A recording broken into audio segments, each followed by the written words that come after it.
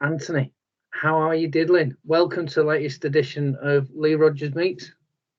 Yeah, I'm doing great, mate. Thank you for inviting me. It's good to catch up. I can't remember how many years I've known you now, but it's been a few years, and I think we've got connections outside of just work. I think you kind of grown up and went to school with some of my friends, ex-colleagues, even my wife was part of your school circle, I think, at some point. So yeah, good to see you, mate.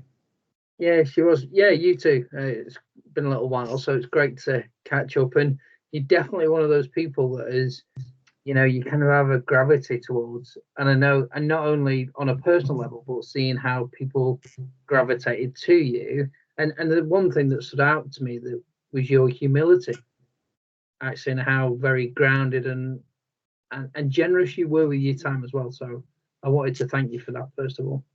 Oh, you're welcome. Likewise, mate. Yeah, likewise. So I just cast our mind back to last year a little bit. I remember coming to you and talking about this crazy idea of, and I was a bit of a whopper, my words, I'm using for me to clarify that. I wasn't in the best physical shape, shall we say. I was like, I'm going to get sorted. I'm going to get right. And at the time, you just gave me some, I guess, solid advice and, no judgment. It was just like, right, if that's what you're going to do, you got to commit. You got to be all in. And again, really valuable just to help me, I guess, starting on that journey.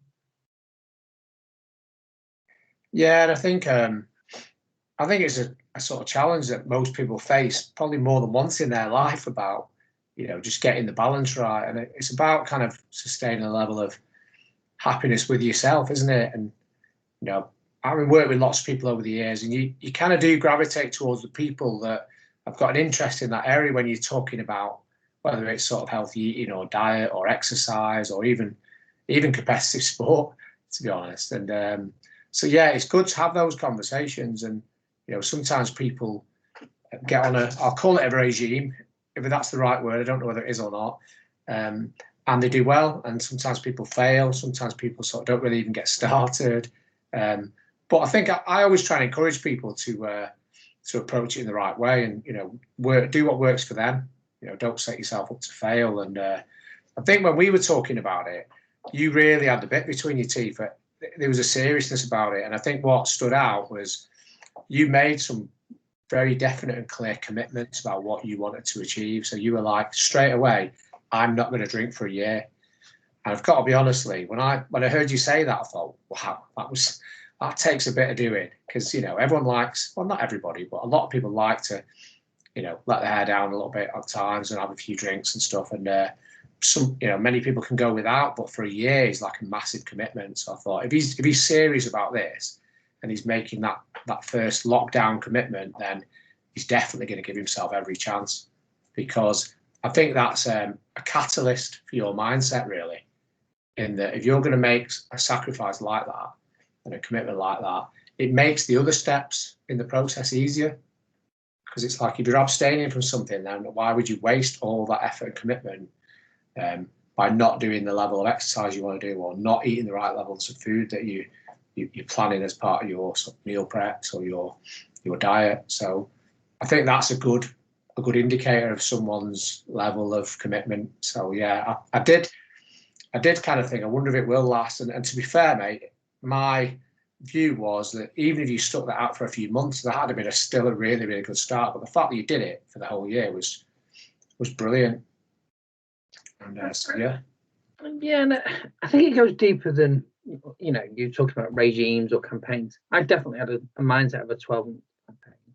And in that campaign, it was successful. It met all the criteria. I lost 4 stone, 4 pounds. I didn't drink for a year. I increased my level of activity. I didn't call it exercise, because I figured that at that time, and I love exercise, but at that time it felt tough and hard if I use the word exercise. So I substituted that with activity. So that meant if I walked or I went up the stairs, that was activity that still counted towards it. But the thing that you've just talked about, the mindset, I think was the bit. Once you've got that, I was like, right, this is really useful to me now. And And in order for that to happen, my hack is you have to figure out your purpose. So if this is going to be sustainable, it's not the behavior in the moment. It's like, what's the bigger cause? Yeah. And for me, I'd said it's to be around, to increase the possibility of being around longer as a dad, and to increase the chances, not the risk, the chance of being around longer as a husband. And when I like put it in those terms, it meant that I couldn't not do the activity, or then I had to make the right food choices. Yeah, and it's brilliant what you've done, but I'm kind of interested now as to what happened. Was there times where you were challenged, or you know, your levels of motivation were up or down? How would you describe the journey? Was it full on, full purpose, full focus for the whole time? Yeah, I'm really clear, and because I never put myself on a diet, it was always conscious food choices. So even if I did have things that weren't what you would consider healthy eating options, that I guess all I said is, well, so what do you do about that? Like, you've got to pay that back. So I'd increase the level of activity. But as we were talking about, anything, I don't care whether it's work, family, it's about balance. And I you know, I talk about ecosystems. Everything's got to kind of fall into place. And you can rob Peter to pay Paul for a little bit. Yeah. But not forever. Yeah, no, I agree, mate. So how's lockdown been treating you? Well, where do I start on lockdown? It's been interesting, really, in that at first, I think, like a lot of people, I think I was in a little bit of denial, thinking, "Oh, it's hard work. This, you know, it's not normal, but we'll soon be back to normal. You know, it'll pass." And I think as times kind of rolled on, you kind of change your mindset. You start to question and say, "Well, actually, is this ever going to end?" And one thing that's been quite an eye opener for me personally is that I like to think I've got, you know, a certain level of strength of character and all that, and I'm very, very aware that, you know, people's mental health is become more aware across the world, and people are rightly paying more attention to it, and making sure that people are listened to, that people are talking, and that you know, the awareness campaigns are rolling out. I was doing some over probably within the last year, sort of driving some awareness around mental health. Never did I sort of include myself in that category in the past, but even lockdown has kind of, there's been days where I have found it difficult, found it tough, you know, to stay completely positive about everything. I am quite a positive person, I think. I'd like to think so anyway, but it has been a challenge. And I think the more people you speak to, the more you hear that the people that generally don't regularly suffer with mental health challenges have really felt challenged by lockdown. That said, that's the downside of it. On the upside of it, I'd like to think I've made the best of it. So I converted my garage into a bar. I've kept up my exercise. I keep fit. That's a life habit really now. It's just something that I do. I don't see it as something I have to plan or organise. It's part of my day, you know, on a daily basis. And so I've kept that intact. That's been a challenge because a lot of the time that's going to the gym. So it's bringing that home and doing things around home. Before lockdown, I was thinking I was still young enough to go out and play football. So I got back into playing some veterans football, enjoyed that until I got my first injury. And I'm still struggling with that injury, to be fair. But yeah, you know, going back to your question, lockdown, I think it's been a bit of a roller coaster, really, of up and down emotions. And one thing you do think quite a lot about the future, don't you? Probably more than we have, you know, and I mean the near future, as in, you know, what's the next 3 to 6 months going to look like. And of course, during that time, obviously I was made redundant. So that brought a new challenge to my world and my thinking. So I took a lot of time out really to sort of really think that through about what I wanted to do. And LinkedIn was a really good source of kind of interacting with sort of colleagues and a good network of people that can sort of support you in the job market. I was quite overwhelmed really by some of the comments that people put on there, which is really good. And ultimately, that sort of network of people was what landed me on my next job, which I started a week ago Monday. And so yeah, again, grateful for that. And it was difficult time again, because you kind of start again. You start questioning how long is it going to be before you find the next role, and how difficult is the job market? Because companies are in an uncertain position, aren't they, around the whole COVID? It's difficult really to commit to investing in bringing new people on board unless you've really got a strong case to do that. So yeah, I think it's been all right, but it's been a challenging time, and I'm sure there's people out there that have bigger challenges than I have. But yeah, from a personal point of view, it's been sort of up and down really. But hopefully, some good's come of it, and we'll get back to the new world. I hate using that term, new normal. It's probably overused now. It's probably been the most overused term in recent months anyway. But just what the new world looks like, that's the interesting thing. And it all feels a bit bad at the moment. I think some good will come of it. There'll be some positive developments, but a bit way to go, I think. How about you? How's it been for you, Lee?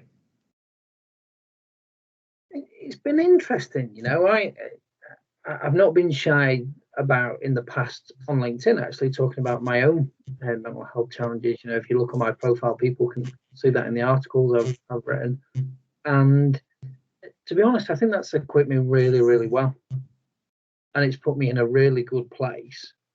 I live my life valuing every day, and I genuinely am I say glass half full. I'm probably a glass 99% full, if I'm honest, because the small stuff is the bit, since my troubles or whatever, or challenges has been great, and I appreciate life. And of course there'll always be that one day where it feels tougher to get out of bed and you have to take yourself down, or you need a daughter or a child to smile at you, or a wife to say, right, come on, up it, time to go. But in general, and it probably coincides with the last year inadvertently actually, is because I was able to kind of go on this 12-month long focus, I've just viewed it in those terms around lockdown. And the thing I say to myself is to say, well, control the controllables. And if we can't control when we'll get out, then how do we make the best of what we've got now? Yeah. And what will we miss out of this special time, and time we've got together, that in 6-12 months time, I'm sure there'll be a day where we'll go, oh, you know what?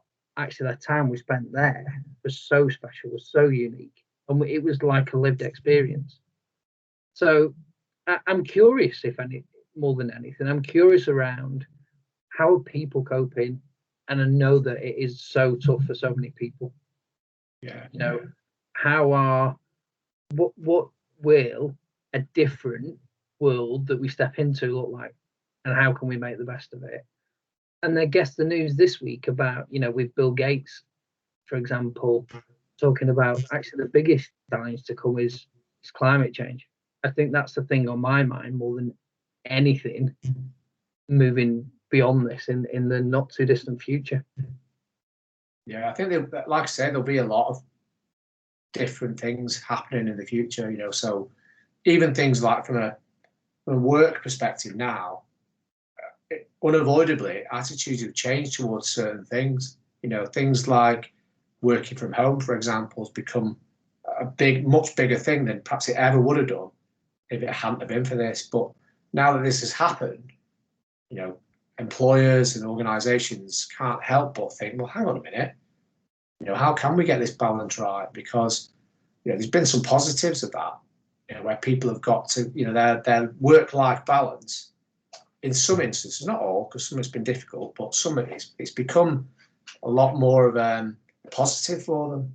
As in, organisations have been a lot more flexible with people around their home life and their commitments to family, schools, all that sort of stuff, and yet they've not probably lost a great deal in terms of productivity and commitment. It's all worked, it's all fitted. And so that tells you that can happen in the future, irrespective of pandemics and all the rest of it, that can you still give good level of productivity and commitment to an organisation whilst being a sort of parent and running your life and juggling all the things? Well, yeah, you can. It's been done. So I'm hoping that things like that will become more of a feature moving forward, and different attitudes. And I think that, again, I mentioned the mental health before. I think organisations have had they had no choice really but to start facing into that, because some people have found this really, really difficult, particularly people that have been quite isolated from their families, isolated from colleagues, and not having that social interaction. I think it's, it's a good thing that people having to for those reasons, have had to focus on it, and hopefully that'll continue as well. Become more mindful of those sort of things. I think, even though it has been tough, you do have to kind of put perspective around it, don't you? So I had a lockdown birthday. It was my 50th, a landmark birthday, really. And, about a year ago, I was looking forward to all the things I was going to do on my 50th. And as we got nearer to the time, I thought, these things are just not going to happen. I've just got to face reality. And, normally that'd be a big disappointment to take that away from you. But when you look at it in perspective, and you're watching the news every day, which I try to avoid that sometimes, to be fair, because it's not always good news. And you see that people on, normal people every day are just missing out on really important things to them.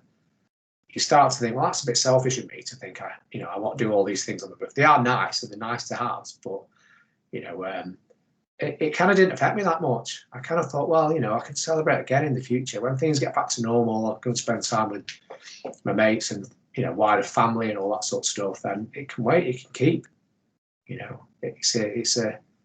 It's on the back burner, so to speak. And my wife's got her sort of landmark birthday this week actually, and it's the same. It's going to be one for the future. It's just, but there's bigger and more important things happening in the world that it kind of dwarfs that whole thinking. So yeah. I definitely hear you on that, and I don't know if I've talked about it on here before, but I'd talk about it in terms of a perception gauge, and going, actually, does this thing, how does it rank with your life experiences today?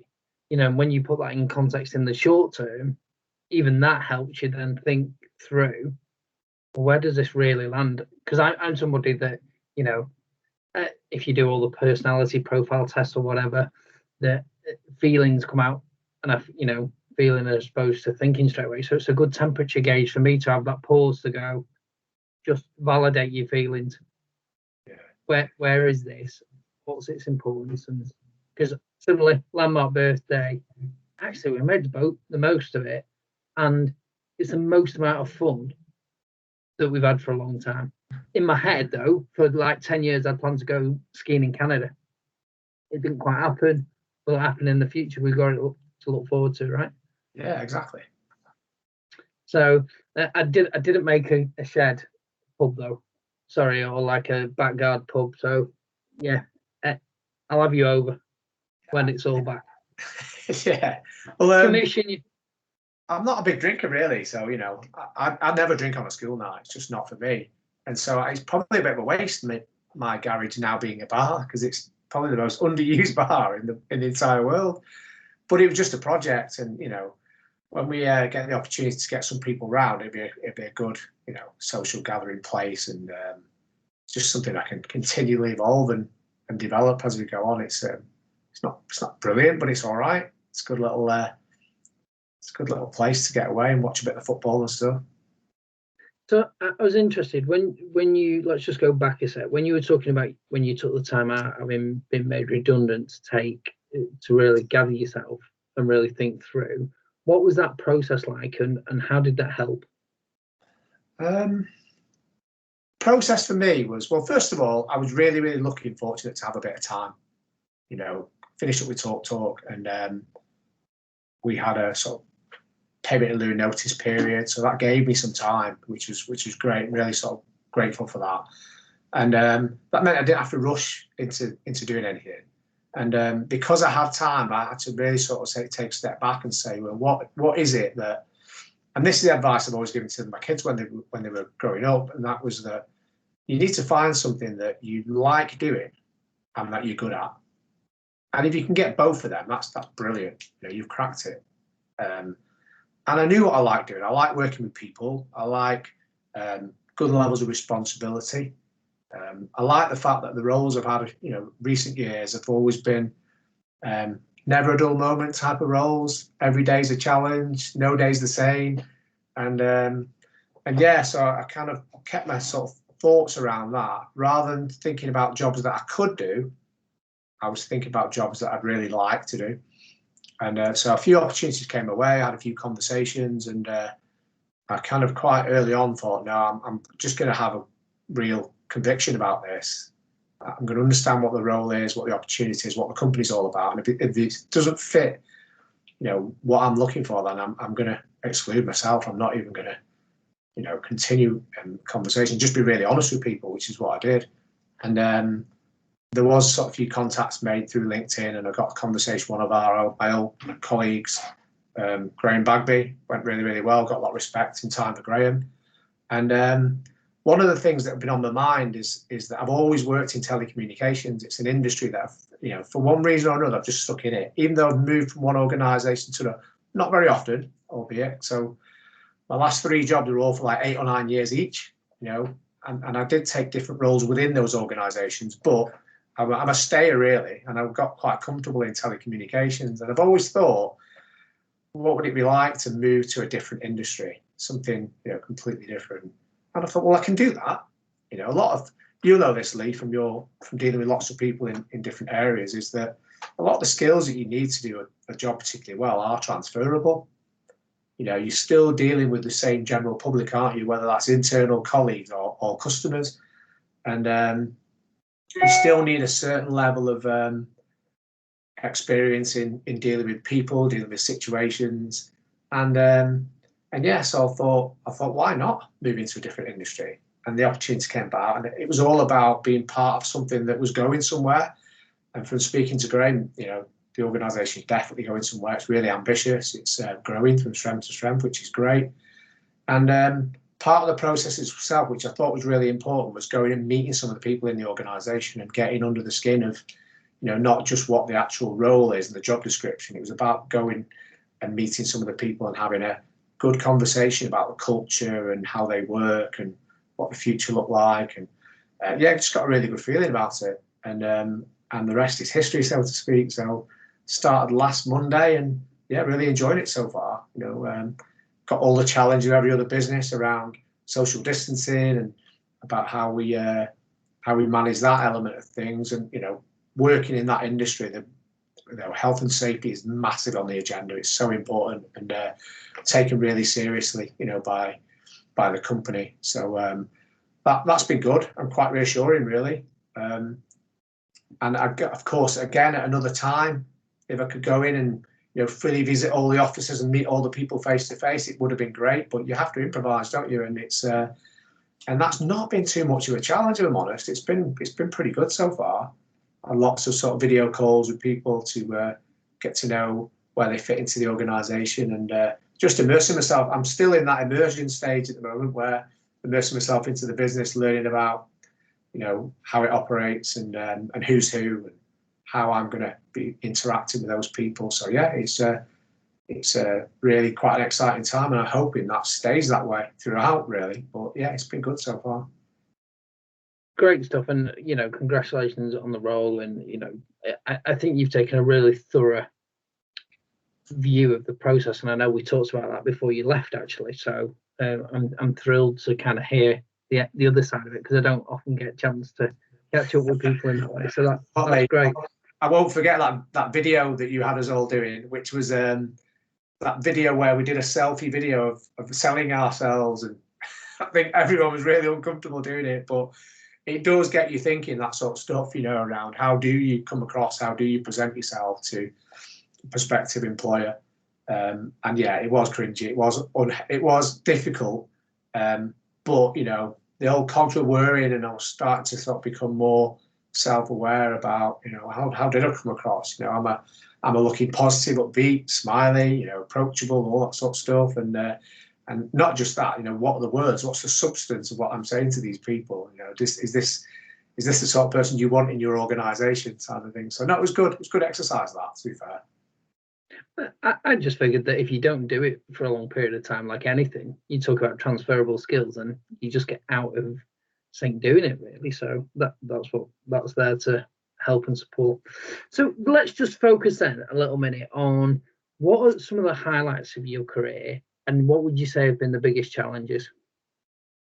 Oh, that's, you put me right on the back foot here, mate. Highlights of my career.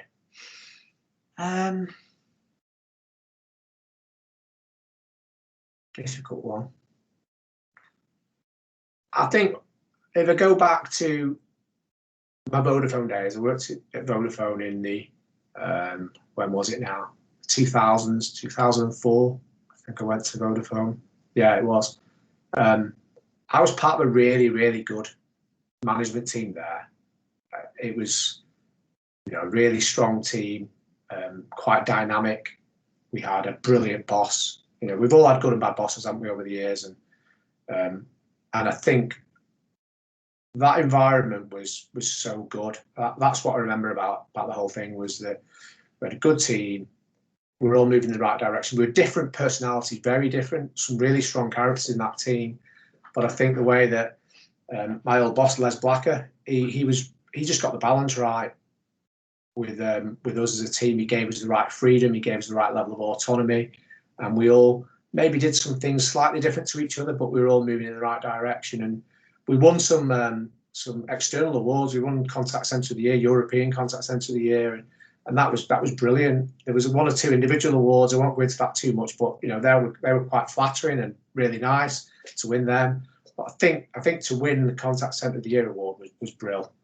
And I had some really, really talented people in my team as well, and we had the environment there to invest with those people and get them to grow, or we don't get them to grow, but facilitate their growth. And they just grabbed things by the horns and went for it. So a guy called Steve Johnson, you'll know Steve, he won a Team Leader of the Year award, sort of in two different organisations, the CCA, and there was a Northwest version as well.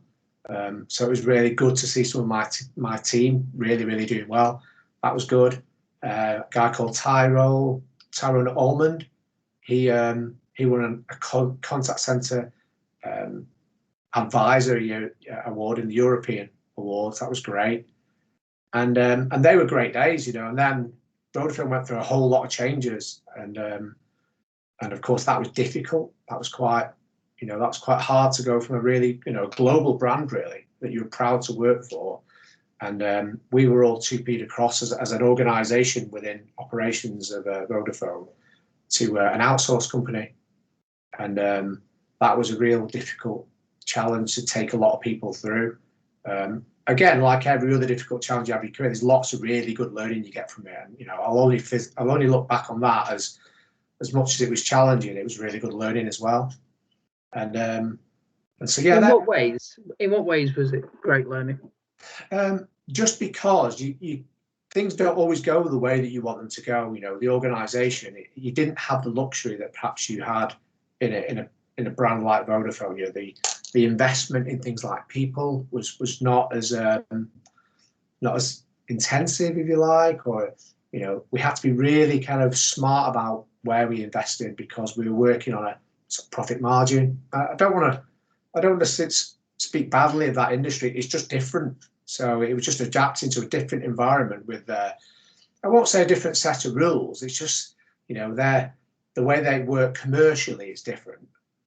And, of course, they don't have the deep pockets of someone like Vodafone to invest in certain areas. I've used the kind of people as an example. On the other side of things, though, it did help you to become a lot more commercially aware. Really, really thinking about the financials of your business and how you run your own business, because that's how it changed. We actually become running our own business as opposed to running our own teams. So that was a sort of subtle change, I think, in there. And also the learnings was about how you take people through change. It's people were going through that same emotional roller coaster of, I used to work for Vodafone, now I'm working for an outsourcer. I'm not sure that's what I wanted. But, you know, a bit like the stuff you had mentioned earlier in the conversation is you've got to make the best of it, haven't you? You are where you are, you make your choices and you make the best of that situation. So yes, there was some really good learnings that you just, you know, adapt to the surroundings, I think is the biggest challenge. And you probably don't do it consciously. I think sometimes you have to look back on your career to realise, you know, the journey you've just been on and what did you actually learn from it. Because, you know, change is just, you know, in this type of industry as well, particularly in the contact centre industry, it sounds weird, but change is a constant. If there's one thing you can say, that you'll always have change. And so you just get used to it. It becomes almost, you become almost immune to it in a way. And so, yeah, I think you do have to look back and think, wow, that was quite a lot of stuff that we went through there. And we might just roll with the punches and stuff like that at the time, but it is good to look back and reflect. And is there any mistakes that you've made that at the time you thought, I got it wrong? Too many to mention, mate, to be honest. But, you know, it's one of them where you make mistakes, you make the wrong calls, you have to be sort of big enough and strong enough to accept that. I think what helps for me is that if your intentions are always good and you make a mistake, I think you can always live with it a bit better. So give us an example of one. You don't need to give us all. Let's dig deep. Oh God. A mistake I made.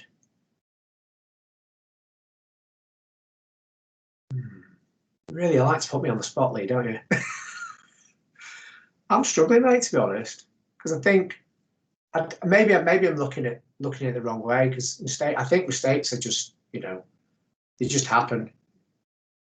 The biggest learning you've had then, if you're going to take learnings out of a situation, what's the specific biggest learning you've had out of something that you've gone, even in the short term, gone actually? Yeah. Even in the what? Sorry, Lee. Even in the short term where you've gone, actually, I'm definitely going to change my approach on this.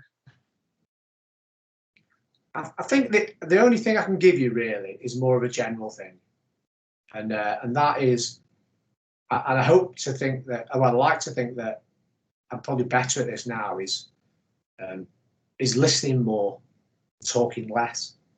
Is probably one thing that over the years I'd like to think I've adapted it a little bit over time. There's probably a time where, like a lot of people, when you're really keen and you want to do really well and you've got the answer and you know what needs to be done, and you just, I won't say railroad people, but you're just full of enthusiasm and you think, this is what we're going to do and let's get cracking on it and stuff. And as you get a bit older and wiser, you start to think, well, actually, not everybody is the same as you, and they don't process information the same as you. They don't have always the levels of enthusiasm that you have.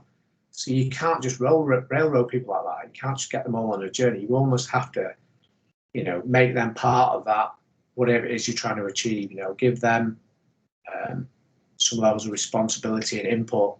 And actually, I've probably learned over time that, you know, more brains is better than one. So to get more people's input, you end up getting not only a more committed group of people because you've got their buy-in, because they've had input, but actually you can find better ways of doing things by listening to people. And I think in my last two teams that I've worked with, that's been really, really evident, really apparent, is that they've been really, really successful teams. And that is largely because the team have made it that way. And as a manager, I think you just need to give them that environment, that platform to do it. Yeah, amazing. And couple of more questions, and then I'll let you carry on watching Coronation Street on record or whatever it is you do. Not a chance. It's a soap-free zone, my house, mate. Anyway, each to their own, though. Indeed. What do you do for fun? What do I do for fun? I love my holidays. You know, that's a reminder to everyone in the world at the moment that we're all waiting to go on holiday, for those that like holidays. I like exercising, I like sport, I like time with my family. I actually really like winding people up. I probably shouldn't say that. It doesn't sound great, but it's facts of life. Bit of banter, particularly with the group of lads that I watch the football with, did go to the match with. That's just got ridiculous, I think, during lockdown. Just the level of winding people up is insane, really. And I wouldn't say I really relax and stuff. I'm not a relaxy type person. I like to be on the go. So I'm not these wind down people that would sit and read a book. I've got a bookcase behind me, and it's a bit more decorative than anything else, to be fair. But yeah, that probably sums it up. I think I've got quite a normal life, really. It's not anything too exciting. I like set challenges. So over the years, I've done a fair bit of running. More recently, I've got into triathlons, only the sort of shorter ones to start with. Learned to swim about 2 years ago, because that's not something I ever really learned when I was younger. But I just got it in my head one day that I thought I should be able to swim, and then I could do a triathlon. So did that. So I'd say I've got quite a competitive nature. So any competitive sport, yeah, I'm up for that. And I will only ever play good sports that I'm good at. That sounds really bad, doesn't it? But it is true. I've got to be honest. I'll only do things that I'm particularly good at. So you won't see me on a golf course, for example. And golf is, I know a lot of lads that really love it and they play it, religiously. And but it's not for me. Not at all. I'm just no good at it, so I won't do it. I've got to say, I love the game of golf. After football, that was my go-to. I've done a bit of going back to football, like you talked about, but I am not the best golfer in the world. But my love and passion for it actually supersedes my ability. So I'm cool the fact that I'm not the best. That's okay. What I absolutely love, though, is the fact that it's just that's why the handicap system is so good, in my opinion, because it allows everyone access to it. Now, I couldn't care whether I got beat, but a really special memory for me is my nan passed away last year, and on the morning that she passed away, I was with her the night before. I was really fortunate to get to spend kind of the last few hours with her, and I'd sort of come home, and she passed away early in the morning, and I then played a tournament in the afternoon, and I was the last out because I didn't know whether I was going to be at the hospital or not. And anyway, I was in 2 minds whether to play or not. I went, you know what, she'd want you to go and play it. I ended up winning the tournament. And it was literally, out of 140 people, first time I've ever won a standardized comp. I've come second twice at different courses. And genuinely, like the feeling, I'll never replace that feeling. Something and everything works. I was chipping in, I was putting off from the green. Like, I'm like, what's happening here? But it was such a hairs on the back of my neck stand up now, but and I get that if it's your thing, right, then just go and do it. Like if you're triathlon, back to your point earlier, actually, go and do what you love, or go and do something that you enjoy if you're trying out for the first time. Yeah. I think that's super important. You boys from Birchwood, you're all hustlers. I've met a few your time before. Well, I've moved on now, actually. So I won at Haydock Park, actually. But yeah, I just love the challenge, I think, more than anything. And it's the challenge of self, not the challenge of others necessarily. Yeah, no game's the same, is it, on golf? Every game's different. So I get the interest, I'd love to be good at it. I'm a left-hander, so that's my excuse. I'll stick to that one. I'm not getting into that debate. So the final question then is, what would you tell a younger Mr. Veale, a 20-year-old Mr. Veale? Well, I've had the luxury of doing that because my son's is kind of, well, some people say he's like a mini version of me, and so I give him lots of advice, probably more than he wants sometimes. But what I've always said is, is to focus on what I said earlier, which is, find something you're good at and that you like, and that will keep you motivated, and actually you'll do a good job, which again will keep you motivated. And I think I'd probably give the same advice that I've kind of picked up myself around how you deal with people and situations. You've got 2 ears and 1 mouth, so use them in that proportion is always good. probably, as I said earlier, about having the right intentions. You know, if you're going to do something, just have the right intentions about what it is you're doing, and get the best out of people, because you know, people that you work with, whilst we're all different, everyone's got kind of part to play, really. So my son he works in construction now. He's a construction manager. He's doing really, really well, and that is a completely different industry to anything I've worked in. So I have to think about any advice I give him, because, you know, what is suitable for an office environment, it's not necessarily the same for a construction environment. You know, it's a different culture. It's not better or worse. It's just different. And so you almost, you know, have to adapt to that surrounding. But there are some principles about how you deal with people and how you approach situations, which, you know, that can work anywhere. You know, transferable, as we said earlier. And so, and I think that, you know, you spend a lot of time in work, don't you? You spend more time in work than probably you spend anywhere else. So, you know, enjoy it. You know, you're here. You may as well make the best of it. If you can enjoy it, then do it. Because I think you can work hard and have fun at the same time. They don't work against each other. They can work together.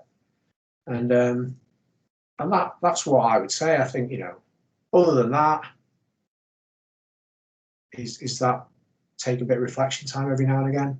Think about what it is you learn from your mistakes.